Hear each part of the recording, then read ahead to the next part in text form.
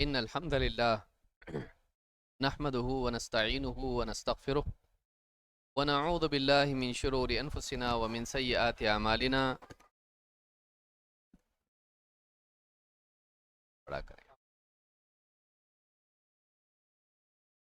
من يهده الله فلا مضل له ومن يضلل فلا هادي له، وأشهد أن لا إله إلا الله وحده لا شريك له، وأشهد أن محمدا عبده ورسوله. أما بعد، فإن خير الحديث كتاب الله، وخير الهدي هدي محمد صلى الله عليه وعلى آله وسلم، وشر الأمور محدثاتها، وكل محدثة بدعة، وكل بدعة ضلالة، وكل ضلالة في النار. قال الله تبارك وتعالى: رب السماوات والأرض وما بينهما فاعبده واصطبر لعبادته هل تعلم له سميا. موقر علماء کرام، جماعت و جمعیت کے ذمہ داران، قریب و بعید سے آئے ہوئے میرے محترم دینی بھائیوں، نوجوان ساتھیوں اور قابل احترام اور بہنوں،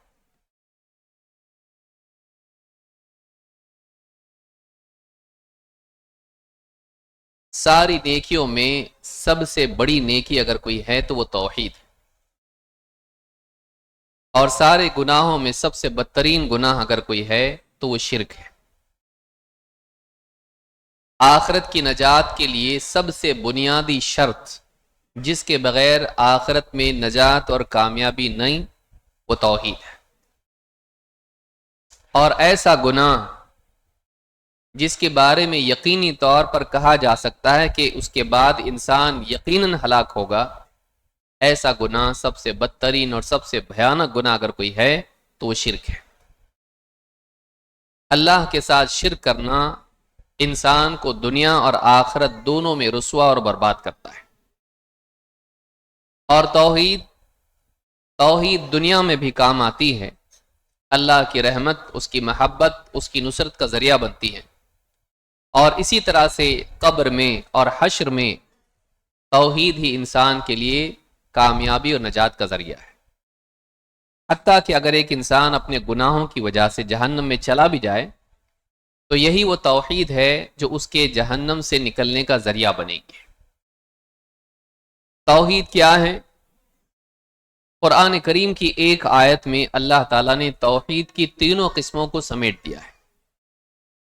اللہ تعالیٰ فرماتا ہے: رب السماوات والارض وما بینہما فاعبدہ واصطبر لعبادتہ هل تعلم له سمیہ۔ اللہ تعالیٰ آسمان و زمین کا اور ان کے درمیان جو کچھ بھی ہے سب کا رب ہے۔ فاعبدہ واصطبر لعبادتہ، تو اللہ ہی کی عبادت کر اور اسی کی عبادت پر جمع رہ۔ هل تعلم له سمیہ، کیا تو اس کا ہم نام، اس جیسا کسی اور کو جانتا ہے؟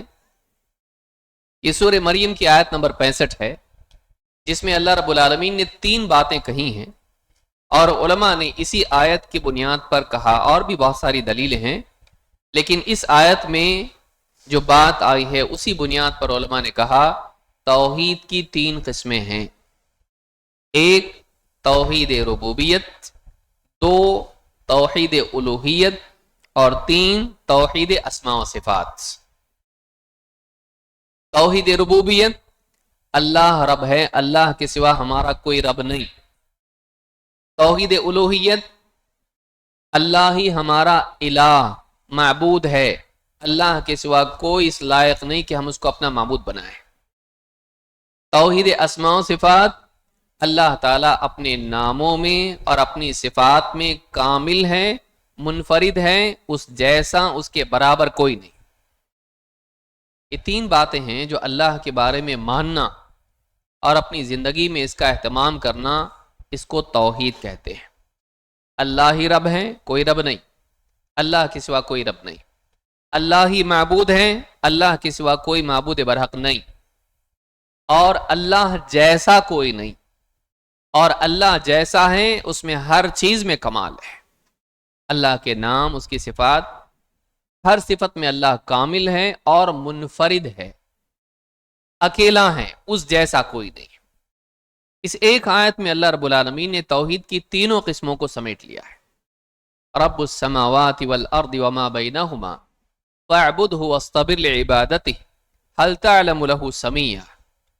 اللہ رب ہے آسمانوں کا اور زمین کا اور ان دونوں کے درمیان جو کچھ ہے سب کا۔ یہ ہوا توحید ربوبیت، وہ رب ہے اور کوئی رب نہیں۔ فاعبدہ واصطبر لعبادتہ، تو اسی کی عبادت کر اور اس کی عبادت پر جم جا، یعنی موت تک اس پر جمع رہے۔ یہ ہوا توحید الوہیت، جس کو توحید عبادت بھی کہتے ہیں۔ اور تیسرے ہل تعلم لہ سمیہ، کیا تو اس کا ہم نام کسی اور کو جانتا ہے؟ ہم نام اس لیے کہ اللہ کے ہر نام سے اللہ کی کوئی نہ کوئی صفت ظاہر ہوتی ہے۔ وہ السمیع ہے، سننے والا، وہ البصیر ہے، دیکھنے والا، العلیم ہے، جاننے والا۔ تو اللہ کا ہر نام اس کی صفت ظاہر کرتا ہے، تو کیا اس کا ہم نام یعنی اس کی صفات جیسی صفات رکھنے والا کسی اور کو جانتا ہے کہ اس کی صفات میں اس کے برابر ہو؟ ہے کوئی؟ جواب ہے کہ نہیں ہے، یعنی اللہ جیسا کوئی نہیں ہے۔ یہ توحید اسماء و صفات ہے۔ یہ تین قسمیں ہیں جن کا ماننا ضروری ہے، تو قرآن کی ایک ہی آیت میں ہے۔ ان میں اگر کوئی آدمی اللہ کے سوا کسی اور کو شریک کر دے، ایسا آدمی برباد ہے۔ اگر وہ اللہ کے سوا کسی اور کو رب بنائے، رب بنانا کیا ہوا؟ اللہ ہمارا رب ہے، اس نے ہم کو پیدا کیا، اس نے ہمارے رزق کا انتظام کیا، وہ ہماری زندگی کے سارے معاملات بلکہ پوری کائنات کے معاملات چلاتا ہے، پورا نظام چلاتا ہے۔ اب اگر کوئی آدمی عقیدہ رکھے کہ اولاد دینے والا کوئی اور ہے، کسی بزرگ کے بارے میں عقیدہ رکھے کہ ان کی قبر پر جانے سے وہ اولاد دیتے ہیں، شفا اللہ دیتا ہے، اگر کوئی عقیدہ رکھے کہ فلانے بابا شفا دیتے ہیں، رزق میں برکت اللہ دیتا ہے، وہ رب ہے۔ اب اگر کوئی عقیدہ رکھے کہ فلانے بزرگ ہیں، وہ ہمارے رزق میں، دکان میں ترقی دیں گے، برکت دیں گے، تو اس نے اللہ کے ساتھ ربوبیت میں کسی اور کو شریک کر دیا، چاہے وہ کوئی بھی ہو، بڑی سے بڑی ہستی ہو، لیکن اس نے ربوبیت میں شرک کیا۔ کوئی آدمی عقیدہ رکھے یا عملی اعتبار سے کوئی آدمی ایسا کرے کہ اللہ کی عبادت والا عمل کسی اور کے لیے کرے، دعا عبادت ہے، اللہ کی بجائے کسی اور سے دعا کریں، سجدہ عبادت ہے، اللہ کی بجائے کسی اور کو تعبدی سجدہ کرے، اور ذبح، جانور ذبح کرنا یہ عبادت ہے، یہ اگر اللہ کے سوا کسی اور کے نام سے کسی اور کو خوش کرنے کے لیے ذبح کرتا ہے تو یہ ساری چیزیں عبادات ہیں، اور وہ عبادت اللہ کی بجائے کسی اور کے لیے کرنے کی وجہ سے اللہ کی عبادت میں شرک ہو گیا۔ ہل تعلم لہ سمیہ، اللہ کے اسماء صفات میں شرک کیا ہے؟ کہ کوئی انسان اللہ کی صفات میں کسی اور کو اللہ جیسا مانے۔ مثلا انسان دنیا میں کہیں بھی ہو، گھر میں، باہر، اجالے میں، اندھیرے میں، سفر میں، حضر میں، پانی پر، زمین میں، خشکی میں، کہیں بھی ہو، وہاں سے اگر اللہ کو پکارتا ہے تو اللہ اس کی پکار کو سنتا ہے۔ وہ کہیں بھی ہو، اجالے میں، اندھیرے میں، تنہائی میں، مجمع میں، اللہ اس کو دیکھتا ہے۔ اب اگر یہ عقیدہ اللہ کی بجائے کسی اور کے لیے رکھے کہ بابا کی نظر کرم ہمیشہ میرے اوپر ہے، اگر یہ عقیدہ رکھتا ہے کہ میں دنیا میں کہیں بھی ہوں، بابا اپنی قبر میں ہے لیکن مجھے دیکھ رہے ہیں، تو اس نے یہ عقیدہ جو اللہ کے ساتھ رکھنا چاہیے تھا، اللہ کی صفت میں دیکھنے کے اعتبار سے اس نے بزرگ کو اللہ کے ساتھ شریک کر دیا۔ میں کہیں سے بھی پکاروں، کچھ بھی بات کروں، بابا سنتے ہیں، بابا کی نظر کرم ہمیشہ ہمارے گھر پر ہے، بابا کا سایہ ہمارے اوپر ہے۔ اگر یہ عقیدہ رکھتا ہے کہ میں کہیں سے بھی پکاروں بابا سنتے ہیں، تو یہ عقیدہ جو اللہ کے لیے تھا بابا کے لیے اس نے رکھا۔ تو اللہ کی صفت میں اس نے اللہ والوں کو شریک کر دیا۔ اللہ والوں نے نہیں سکھایا، لیکن اس نے اپنے دل سے اتنا بڑھایا ان کو کہ اللہ کے برابر کر دیا۔ یہ اللہ کے اسماء و صفات میں شرک ہے۔ لہٰذا یہ 3 قسمیں ہیں توحید کی، ان تینوں میں اللہ کا حق اللہ کو دینا ضروری ہے۔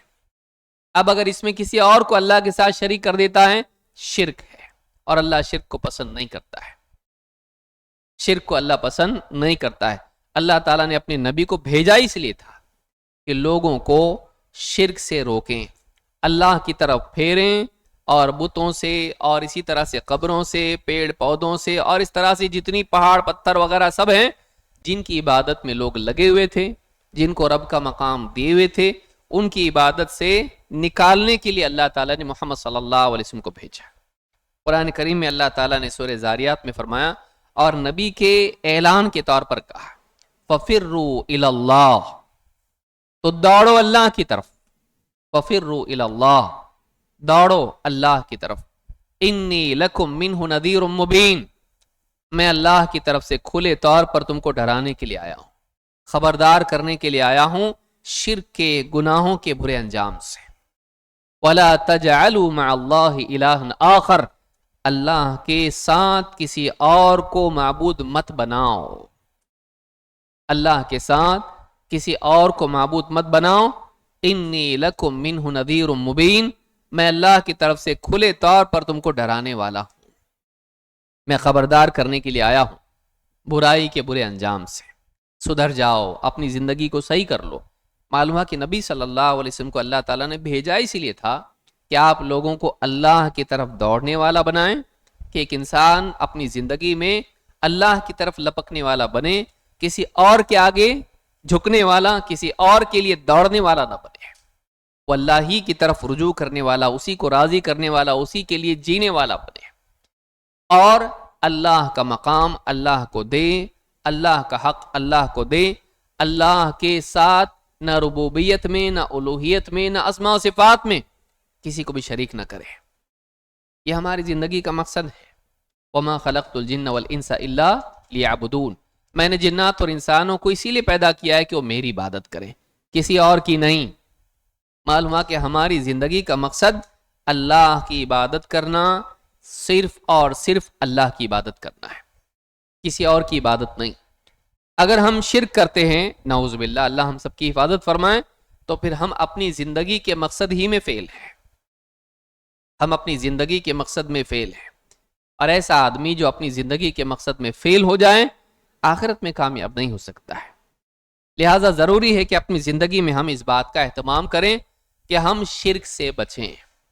گناہوں سے بچنا ضروری ہے، اس سے بڑھ کے ضروری ہے کہ ایک انسان شرک سے بچے، کیونکہ سارے گناہوں میں سب سے بھیانک اور سب سے بدترین گناہ اگر کوئی ہے تو وہ شرک ہے۔ آج کی اس خطاب میں ہم ایک ایک کر کے دیکھیں گے کہ شرک کی برائی کیا ہے۔ 2 حصوں میں اپنی گفتگو کو ہم تقسیم کریں گے۔ ایک، شرک کے بارے میں کیا کیا نقصانات، برائیاں، مذمت اور برا انجام اللہ نے بتایا ہے، اور اللہ کے رسول صلی اللہ علیہ وسلم نے، کہ شرک کیوں برا ہے۔ اکثر اوقات ہم کو پوچھا جائے بھائی بتاؤ شرک میں برائی کیا ہے، 1-2 باتیں ہم بتا پاتے ہیں، زیادہ تر باتیں نہیں بتا پاتے ہیں۔ ہم کو معلوم ہونا چاہیے کہ کیا کیا باتیں شرک کی برائی میں ہیں قرآن و سنت میں۔ دوسرے یہ کہ شرک کی بہت ساری صورتیں سماج میں رائج ہیں، ان کی ہلاکتیں کیا ہیں۔ اگر واقعی شرک پہ گفتگو ہو اور ساری شکلیں اور ساری تفصیلات اس کی بیان ہوں، بہت وقت اس کے لیے درکار ہے۔ نبی صلی اللہ علیہ وسلم 23 سال تک سمجھاتے رہے، ایک مجلس میں ساری باتیں آنا مشکل ہے۔ آج ہم صرف وہ باتیں دیکھیں گے جس میں شرک کی برائی بیان کی گئی ہے یا اس کا برا انجام بیان کیا گیا ہے۔ صرف اپنی بات کو اسی پہ ہم محدود کریں گے کہ شرک کی برائی اور شرک کا برا انجام کیا ہے۔ یہ 2 باتوں پر اپنی بات کو ہم مرکوز کریں گے۔ آئیے دیکھتے ہیں وہ کیا کیا باتیں ہیں جو قرآن و سنت میں ہیں۔ نمبر 1، شرک اللہ کی ناشکری ہے۔ سارا احسان اللہ کا، اور پھر کسی اور کے آگے جھکے، کسی اور کی تعریف کرے اور کسی اور کو بڑا مقام دے اللہ کے مقابلے میں، یہ ناشکری ہے۔ اللہ کی نعمتیں لے کر کسی اور کے گنگانا، یہ اللہ کو پسند نہیں ہے۔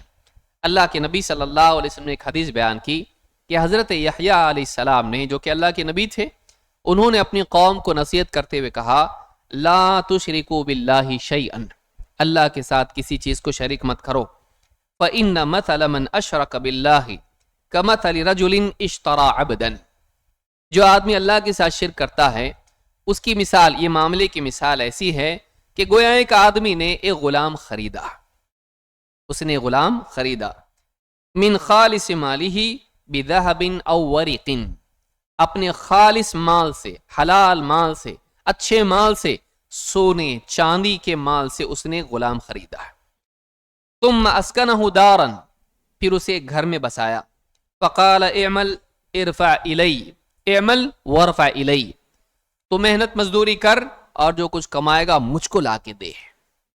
غلام کس کا ہے؟ اس کا ہے، خریدا اس نے اور اس پر احسان کرتے ہوئے اس کو اپنے گھر میں بسایا، اس کو رہنے کے لیے آسرا دیا، کھلایا پلایا سب کچھ اس کو دیا۔ اب اس کے بعد میں کہا کہ تو فلاں کام کر اور اس کام کے بدلے میں جو کچھ آئے گا وہ مجھ کو لا کے دینا۔ وجعل يعمل ويرفع الى غیر سیدہ، لیکن اس غلام نے کیا کیا؟ گیا اور کام کیا، لیکن جو کچھ ملا وہ اپنے مالک کو دینے کی بجائے کسی اور کو دیا، اپنی محنت کا ثمرہ اپنے مالک کو جس نے اس پر احسان کیا تھا اس کو لا کے دینے کی بجائے جس کا وہ حق تھا اس نے کس کو دیا؟ کسی اور کو دیا۔ وَأَيُّكُمْ يَرْضَىٰ أَن يَكُونَ عَبْدُهُ كَذَلِكَ، فرماتے ہیں کہ تم میں سے کون اس بات کو پسند کرتا ہے کہ اس کا غلام ایسا ہو؟ تم میں سے کون پسند کرتا ہے کہ اس کا غلام ایسا ہو، کھلائے پلائے یہ، بسائے اس کو گھر میں یہ، سب کچھ عطا کرے یہ، اس کو خرید کے لائے یہ، اور پھر اس کے بعد میں وہ جو کچھ کمائے وہ کسی اور کو لے جا کے دے؟ کون پسند کرتا ہے اس کو؟ فَإِنَّ اللَّهَ خَلَقَكُمْ وَرَزَقَكُمْ، تو یاد رکھو اللہ ہے جس نے تم کو پیدا کیا، تم کو رزق دیا، فَلَا تُشْرِكُوا بِهِ شَيْئًا، تو تم اللہ کے ساتھ کسی کو شریک مت کرو۔ اس حدیث کو امام احمد، ترمذی، ابن حبان اور حاکم اور ابن خزیمہ نے روایت کیا ہے۔ یہ الفاظ صحیح ابن خزیمہ سے لیے گئے ہیں، حدیث نمبر 1895۔ اس حدیث، اور یہ حدیث صحیح ہے، اس حدیث سے معلوم ہوتا ہے کہ کتنی بڑی ناشکری ہے کہ سارے احسانات بندہ اللہ کے لیں اور پھر کسی اور کی تعریف کرے، کہ اگر بابا نہیں ہوتے تو اولاد نہیں ہوتی، بابا نہیں ہوتے تو مجھ کو شفا نہیں ملتی، بابا نہیں ہوتے تو میری دکان نہیں چلتی۔ ایک انسان اللہ سے نعمتیں لے، دینے والا اللہ ہے، وَمَا بِكُم مِّن نِعْمَةٍ فَمِنَ اللَّهِ، تم کو جو بھی نعمت ملی ہے اللہ کی طرف سے ملی ہے، لیکن نعمتیں لے اللہ کی اور شکر دے کسی اور کو، تو یہ ناشکری ہے اور ایسا انسان اللہ کا مجرم ہے۔ یہ ہوئی نمبر 1۔ نمبر 2، شرک اللہ کے نزدیک قابل مذمت ہے، اور شرک کرنے والا آدمی آخرت میں بے یار و مددگار ہوگا، نو ہیلپ، آخرت میں کوئی ہیلپ نہیں، دنیا میں بے عزت، آخرت میں بے مدد، دنیا میں بے عزت اور آخرت میں بے مدد۔ اللہ تعالیٰ قرآن کریم میں فرماتا ہے، سورہ بنی اسرائیل آیت نمبر 22 میں، لا تجعل مع اللہ الہا آخر، اللہ کے ساتھ کسی اور کو معبود مت بنا، فتقعد مذموما مخذولا، کہیں ایسا نہ ہو کہ اللہ کے ساتھ شرک کرنے کی وجہ سے آخرت میں تو فتقعد مذموما مخذولا، تو مذموم ہو کر رہ جائیں۔ مذموم کس کو کہتے ہیں؟ جس کی مذمت ہو، جس کو ڈیفیم کیا جائے، جس کو عزت نہ ملے، اس کو مذموم کہتے ہیں، کہ تو اللہ کے نزدیک بے عزت ہو کے رہ جائے۔ اور مخذول کہتے ہیں اس کو جس کے سارے سہارے ٹوٹ جائیں اور اس کی کوئی مدد کرنے والا نہ ہو۔ خذلان جس کو آپ کہتے ہیں کہ ایک آدمی گھاٹے میں پڑ جائے، ناکام ہو جائے، بے یار و مددگار ہو جائے، تو قرآن کریم میں اللہ فرماتا ہے کہ اللہ کے ساتھ کسی کو معبود مت بنا، تو مذموم اور مخذول ہو کر رہ جائے گا، کہ تو اللہ کے نزدیک بے عزت ہو جائے گا، قابل مذمت ہو جائے گا، اور آخرت میں تیری کوئی مدد کرنے والا نہیں ہوگا، سارے سہارے ٹوٹ جائیں گے۔ ایمان والے ایمان والوں کی مدد کریں گے، قیامت کے دن نیک لوگ جب جنت میں جائیں گے، اور کچھ لوگ اپنی گناہوں کی وجہ سے لیکن توحید والے ہوں گے جہنم میں چلے جائیں گے۔ نیک لوگ اللہ تعالیٰ سے ضد کریں گے کہ اللہ، ہمارے کچھ بھائی تھے دنیا میں، ہمارے ساتھ نماز پڑھتے تھے، روزہ رکھتے تھے، صدقات کرتے تھے، ہم کو جنت میں دکھ رہے نہیں، وہ یہاں پہ جنت میں دکھائی نہیں دے رہے، کہاں ہیں وہ جہنم میں ہوں گے اپنے گناہوں کی وجہ سے، اور وہ اللہ سے ضد کریں گے۔ اللہ کہے گا جاؤ ایسے ہر شخص کو جہنم سے نکال لے آؤ جس کے اعضاء، نماز کے، وضو کے اعضاء روشن ہیں، نماز کا اثر اس کے اوپر ہے، لے آؤ اس کو، یہ جا کے ان کو نکال کے لائیں گے۔ معلوم ہوا کہ وہاں ایمان والے ایمان والوں کے کام آئیں گے اگر اس کے پاس توحید ہے، اگر نہیں ہے کوئی اس کے کام نہیں آئے گا۔ اگر زندگی میں توحید نہیں ہے، زندگی میں شرک ہے، آدمی برباد ہے، کوئی مددگار نہیں اس کا۔ آگے بھی آیت آئے گی۔ تیسری بات، شرک اللہ پر بہتان ہے، شرک اللہ پر جھوٹ بولنا ہے، اتنا سنگین گناہ ہے۔ اس پہ جھوٹ بولنا برا ہے، دنیا میں تجارت میں جھوٹ بولنا برا ہے، اس سے برکت ختم ہو جاتی ہے۔ ایک آدمی سیدھا اللہ پہ جھوٹ بولے، اس سے بڑھ کے جرم کیا ہو سکتا ہے؟ تو شرک کیا ہے؟ جو آدمی شرک کرتا ہے، اللہ کی عبادت میں شریک کرتا ہے، وہ اللہ پر جھوٹ گھڑتا ہے کہ اللہ کے ساتھ بھی کوئی معبود ہے، اللہ کے ساتھ بھی کوئی رب ہے، یہ اللہ پر جھوٹ بولنے والا ہے۔ اللہ تعالیٰ قرآن کریم میں فرماتا ہے وَمَن يُشْرِكْ بِاللَّهِ فَقَدِ افْتَرَىٰ إِثْمًا عَظِيمًا، جو اللہ کے ساتھ شرک کرتا ہے اس نے اللہ پر بہت بڑا جھوٹ گھڑا، اللہ پر بہت بڑا جھوٹ باندھا۔ تو معلوم ہوا کہ شرک جھوٹ ہے، کائنات کا سب سے بڑا جھوٹ اگر کہا جا سکتا ہے تو وہ شرک ہے، جس سے اللہ بہت ناراض ہوتا ہے۔ اور وہ جھوٹ کس کے بارے میں ہے؟ اللہ کے بارے میں۔ آپ کے بارے میں کوئی جھوٹ بولے آپ کو برداشت ہوگا؟ نہیں۔ اللہ کے بارے میں جھوٹ بولنا، اور وہ بھی ایسا جھوٹ کہ اللہ کے مقابلے میں کسی اور کو ماننا کہ ہاں یہ بھی ہیں، ان کو بھی سجدہ کر سکتے ہیں، ان سے بھی دعا کر سکتے ہیں، ان کے آگے بھی جھک سکتے ہیں۔ آپ بتائیے، ان سے بھی دعا کر سکتے ہیں، یہ بھی دیتے ہیں۔ اللہ کے مقابلے میں جھوٹ بولنا، اللہ پر جھوٹ بولنا کتنا بڑا گناہ ہے۔ تو کہا وَمَن يُشْرِكْ بِاللَّهِ فَقَدِ افْتَرَىٰ إِثْمًا عَظِيمًا، جس نے اللہ کے ساتھ شرک کیا اس نے بہت بڑے جھوٹ اور گناہ کا بوجھ اٹھا لیا۔ یہ سورہ نساء کی آیت نمبر 48 ہے۔ میں حوالے بھی دیتے جا رہا ہوں تاکہ کوئی طالب علم اس کو نوٹ کرنا چاہے نوٹ کر سکتا ہے۔ نمبر 4، شرک بہت بڑی گمراہی ہے۔ اللہ تعالیٰ نے شرک کو گمراہی قرار دیا ہے۔ اللہ تعالیٰ قرآن کریم میں سورہ نساء میں آیت نمبر 116 میں فرماتا ہے وَمَن يُشْرِكْ بِاللَّهِ فَقَدْ ضَلَّ ضَلَالًا بَعِيدًا، جو اللہ کے ساتھ شرک کرے وہ بہت دور کی گمراہی میں جا پڑا۔ ایک آدمی صراط مستقیم پر چلے وہ جنت میں پہنچے گا، کیونکہ صراط مستقیم ہی جنت تک لے جانے والا راستہ ہے۔ اس راستے سے بھٹکنا جنت سے محرومی ہے۔ شرک کرنے والا آدمی، مثال کے طور پر کوئی آدمی چھوٹا موٹا گناہ کر لے، راستے سے تھوڑے دور گیا، معلوم پڑا رہی غلط جا رہا ہوں میں، واپس آ جاتا ہے۔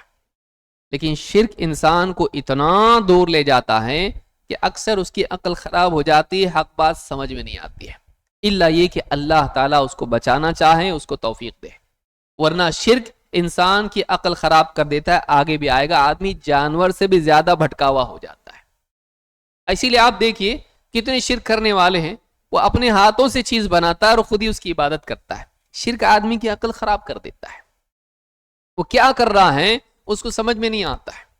ابراہیم علیہ السلام نے خود اپنی قوم سے کہا تھا اتعبدون ما تنحتون، تم خود اپنے ہاتھوں جن کو گھڑتے ہو انہی کی عبادت کرتے ہو، وہ اپنے وجود میں تمہارے محتاج، مٹی سے، پتھر سے، لکڑی سے تم اپنے ہاتھوں سے بناتے ہو اور پھر اسی کو پوجتے ہو، وہ بننے میں تمہارا محتاج ہے اور بننے کے بعد تم اس کے محتاج۔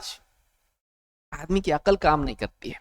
شرک انسان کی عقل کو خراب کر دیتا ہے، لوٹنا مشکل ہوتا ہے، اور شرک میں پڑنے کے بعد آدمی اتنا دور نکل جاتا ہے سیدھے راستے سے کہ اس کو سمجھ میں نہیں آتا میں کہاں جا رہا ہوں۔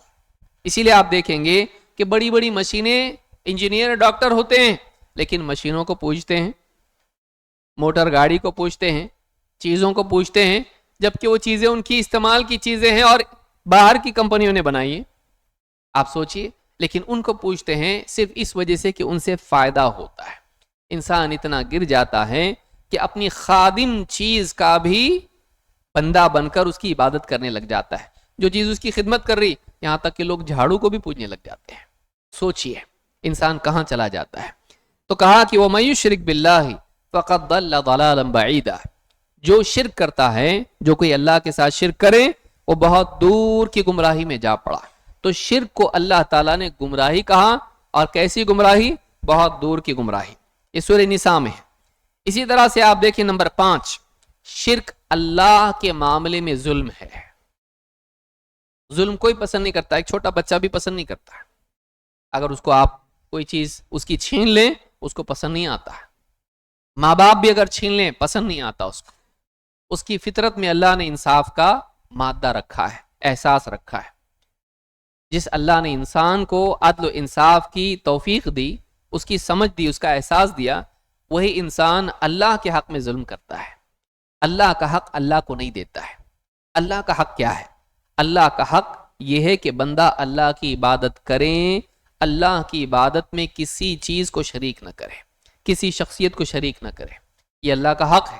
کیوں؟ سب کو دیا اللہ نے تو جھکنا بھی اللہ کے آگے ہے. رب اور معبود اسی کو بنانا چاہیے کیونکہ سب کچھ اسی کا ہے. اسی نے تجھ کو پیدا کیا، اسی نے تجھ کو رزق دیا، وہی تیری زندگی کے معاملات چلاتا ہے. لیکن شرک کرنے والا آدمی اللہ کا حق اللہ کو نہیں دیتا ہے، وہ کسی اور کو دیتا ہے. نعمت اللہ کی لیتا ہے، تعریف کسی اور کی کرتا ہے اور جھکتا کسی اور کے سامنے ہے. اللہ تعالیٰ قرآن کریم میں فرماتا ہے وَإِذْ قَالَ لُقْمَانُ لِابْنِهِ وَهُوَ يَعِظُهُ يَا بُنَيَّ لَا تُشْرِكْ بِاللَّهِ إِنَّ الشِّرْكَ لَظُلْمٌ عَظِيمٌ. سورہ لقمان آیت نمبر 13. اللہ تعالیٰ فرماتا ہے جب لقمان نے اپنے بیٹے کو نصیحت کی، واعظ و نصیحت وہ کر رہے تھے، اور اپنے بیٹے سے کہا یا بنی، اے میرے بیٹے، لا تشرک باللہ، اللہ کے ساتھ کبھی شرک مت کرنا. لا تشرک باللہ. کیوں؟ ان الشرک لظلم عظیم، شرک ظلم عظیم ہے. شرک ظلم عظیم ہے، سارے ظلم میں سب سے بدترین بھیانک بڑا ظلم ہے. کیوں؟ اس لیے کہ بندے کے ساتھ میں ظلم کرنا، بندہ ہے وہ، جتنی بڑی شخصیت ہوگی، جتنا بڑا حق ہوگا، وہ حق ضائع کرنا اتنا بڑا ظلم ہوگا. سب سے بڑا کون ہے؟ سب سے بڑا اللہ ہے. وَهُوَ الْعَلِيُّ الْعَظِيمُ. آیت الکرسی میں کیا پڑھتے ہیں ہم؟ اللہ تعالیٰ کیا ہے؟ سب سے اونچا ہے، سب سے عظیم ہے. سب سے اونچے اللہ کا، سب سے عظیم رب کا حق برباد کرنا سب سے بڑا ظلم ہے. اسی لیے کیا کہا؟ ان الشرک لظلم عظیم، شرک بڑا بھاری ظلم ہے. تو ایک انسان اللہ کے ساتھ شرک کرے تو وہ اللہ کے ساتھ ظلم کا معاملہ کر رہا ہے، اور پھر اللہ جب اس سے انتقام لے تو اس کو کون بچا سکتا ہے؟ لہذا شرک ظلم عظیم ہے. نمبر 6، سارے گناہوں میں بڑے گناہ ان کو کبیرہ گناہ کہتے ہیں. ان بڑے گناہوں میں سب سے بڑا گناہ شرک ہے. گناہ کی کیٹیگری ہے صغیرہ، کبیرہ. کبیرہ گناہوں میں بھی سب سے بڑا گناہ کون سا ہے؟ شرک ہے. اللہ کے نبی صلی اللہ علیہ وسلم فرماتے ہیں اکبر الکبائر الاشراک باللہ. اکبر الکبائر الاشراک باللہ. سارے بڑے گناہوں میں سب سے بڑا گناہ، بڑے گناہوں میں بھی بڑا گناہ، چھوٹا موٹا گناہ نہیں ہے. بدقسمتی سے آج آپ دیکھیے مسلمان شرک کرتا ہے دین سمجھ کے، اللہ والوں کی قبروں پر جا کر ان سے دعائیں کرتا ہے، نظر نیاز کرتا ہے، قربانیاں دیتا ہے وہاں پر، اور یہ سمجھتا ہے کہ ہم اس کے ذریعے سے اللہ کے مقرب ہو رہے ہیں، دین پہ چل رہے ہیں. جبکہ اللہ کے نبی صلی اللہ علیہ وسلم کیا فرما رہے ہیں؟ سارے گناہوں میں سب سے بڑا گناہ کون سا ہے؟ شرک ہے. اور امام البخاری مسلم دونوں نے اس حدیث کو روایت کیا ہے. اکبر الکبائر الاشراک باللہ. سارے گناہوں میں سب سے بڑا گناہ شرک کا گناہ ہے. نمبر 7، شرک کی برائی کیا ہے؟ شرک کرنے والے کے لیے اللہ اور اس کے رسول کی طرف سے براعت کا، بیزاری کا اعلان ہے. اللہ اور اس کا رسول بیزار ہیں شرک کرنے والے سے. ایسے انسان سے جو شرک کرتا ہے، اللہ اور اس کے رسول کی برات کا اعلان ہے، یہ ہمارا نہیں ہے، اس کا ہم سے کوئی لینا دینا نہیں ہے، اس کا ہم سے تعلق جوڑنا غلط ہے. آدمی ہے نا، کسی سے بڑے سے اپنا تعلق جوڑ کے میں فلاں کا آدمی ہوں تو اس کی بھی عزت بڑھ جاتی ہے. اللہ اور اس کے رسول کی طرف سے نفرت اور دوری کا اعلان ہے، دور ہو جا، تو اس لائق نہیں کہ تجھ کو قریب کیا جائے. کیوں؟ اس لیے کہ وہ گندگی میں ہے. ہم بھی اگر کوئی آدمی گندگی میں، پیشاب پاخانے میں لت پت ہو اور آ کے گلے ملنا چاہے، ملنے دیتے؟ ہم بھی اس کو قریب نہیں کرتے. اس سے بڑی گندگی شرک کی گندگی ہے. پیشاب پاخانے کی گندگی سے بڑھ کے اگر کوئی گندگی ہو سکتی ہے تو شرک کی گندگی ہے. اور اللہ اور اس کے رسول کی طرف سے ایسے انسان کے لیے برات کا اعلان ہے، دوری کا اعلان ہے، بیزاری کا اعلان ہے کہ یہ اللہ اور اس کا رسول اس سے دور ہے، اس سے بیزار ہیں، اس سے بری ہیں، اس کا اللہ سے کوئی تعلق نہیں، رسول سے کوئی لینا دینا نہیں، کوئی تعلق نہیں۔ اللہ تعالیٰ قرآن کریم میں فرماتا ہے وَأَذَانٌ مِّنَ اللَّهِ وَرَسُولِهِ، اللہ اور اس کے رسول کی طرف سے یہ اعلان ہے۔ اذان کا مطلب ہوتا ہے اعلام، اعلان۔ وَأَذَانٌ مِّنَ اللَّهِ وَرَسُولِهِ إِلَى النَّاسِ، لوگوں کی طرف اس بات کا اعلان ہے، یوم الحج الاکبر، حج اکبر کے دن۔ حج اکبر کس کو کہتے ہیں؟ حج اکبر 10 ذوالحجہ کو کہتے ہیں، جس میں زیادہ تر حاجیوں کے زیادہ تر اعمال حاجی کے اس دن ہوتے ہیں۔ اس دن کو کیا کہتے ہیں؟ حج اکبر۔ ہمارے یہاں غلط طور پر سمجھا جاتا ہے جس دن عید الاضحیٰ جمعہ کے دن آئے وہ کیا ہے؟ حج اکبر ہے، وہ حج اکبر ہے۔ نہیں، کتاب و سنت میں اس کی کوئی دلیل نہیں۔ حج اکبر کس کو کہتے ہیں؟ اس دن کو کہتے ہیں 10 ذوالحجہ کو حج اکبر کہتے ہیں۔ کیوں؟ اس لیے کہ اس زمانے کے لوگ عمرہ کو حج اصغر بولتے تھے، تو اس کے مقابلے میں کیا کہا گیا اس کو؟ حج اکبر۔ کیوں؟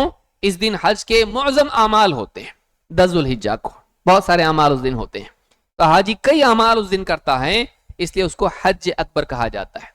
تو حج اکبر کے دن اللہ اور اس کے رسول کی طرف سے سارے لوگوں کے لیے ایک اعلان کیا جا رہا ہے۔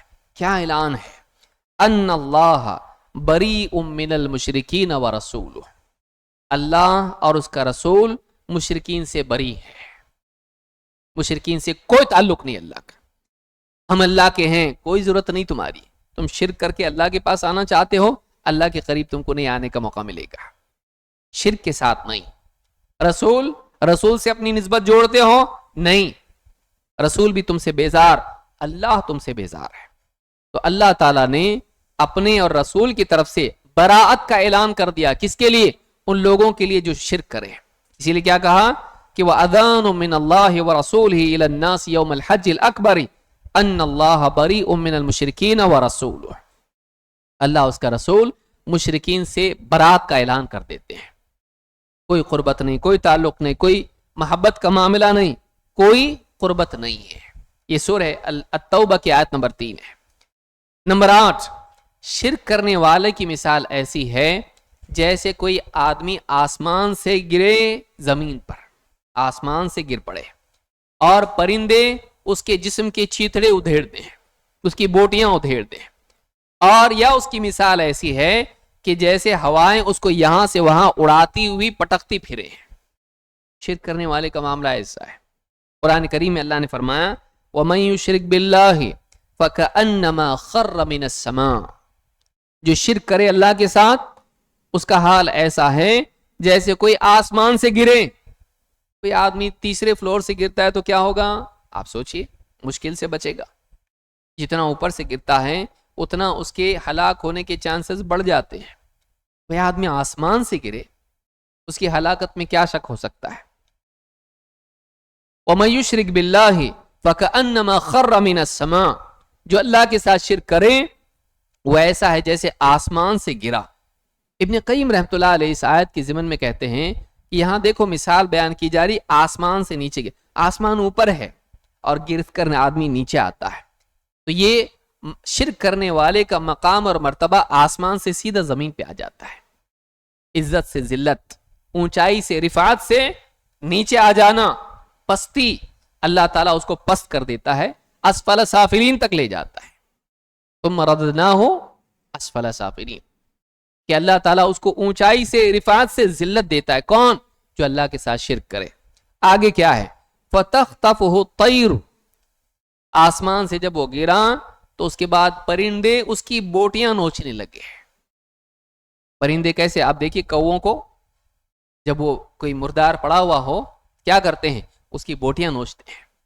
تو شرک کرنے والے کا حال ایسا ہے کہ اس کی بوٹیاں، ابن قیم رحمۃ اللہ علیہ فرماتے ہیں یہ مثال ہے اس اعتبار سے کہ شیاطین جب آدمی اللہ کے ساتھ شرک کرتا ہے تو اتنا بے یار و مددگار ہوتا ہے، اللہ کی حفاظت سے نکل جاتا ہے کہ شیاطین ایسے ہی اس کے ساتھ معاملہ کرتے ہیں، اس کی دینداری کو ایسے نوچتے ہیں جیسے ایک مردہ لاش کو پرندے، کوے اور اسی طرح سے گدھ اور اس طرح سے دوسرے پرندے اس کی بوٹیوں کو نوچتے ہیں۔ تو ایسی ایک انسان کی دینداری کو ادھیڑتے ہیں شیاطین جب آدمی اللہ کے ساتھ شرک کرتا ہے۔ तीसरी बात, औ तहवी बिहि रिह फी मकानिन सहीक, या उसकी मिसाल ऐसी है कि जैसे एक हवा तेज तुंद आंधी उसको ले जाकर कभी यहां पटकती है कभी वहां पटकती है, जमीन पर उसको यहां वहां ले जाती है। कहा कि ये मिसाल ऐसी है कि जो आदमी अल्लाह के साथ शिर्क करता है, अल्लाह की बंदगी से निकल जाता है, फिर ख्वाहिशात उसको कभी इस वादी में कभी उस वादी में ले जाती है, क्योंकि अब वो अल्लाह का बंदा नहीं रहा, अब वो अपने नफ्स का बंदा रहा। अब शैतान के लिए उसको भटकाना आसान है, और उसका नफ्स उसे कभी इस गुनाह में कभी उस गुनाह में कभी उस रास्ते पर और कभी उस गुमराही में ले जाता है, वो टिक नहीं पाता सिराते मुस्तकीम पर। तो ये मिसाल उस आदमी के लिए बयान की गई, कौन? वमन युशरिक बिल्लाह, जो अल्लाह के साथ शिर्क करे। वो ऐसा है जैसे आसमान से गिरा, परिंदे उसकी बोटियां नोच रहे हैं और हवाएं उसको यहां वहां ले जाकर पटक रही है। इस तरह से उस आदमी का हाल होता है।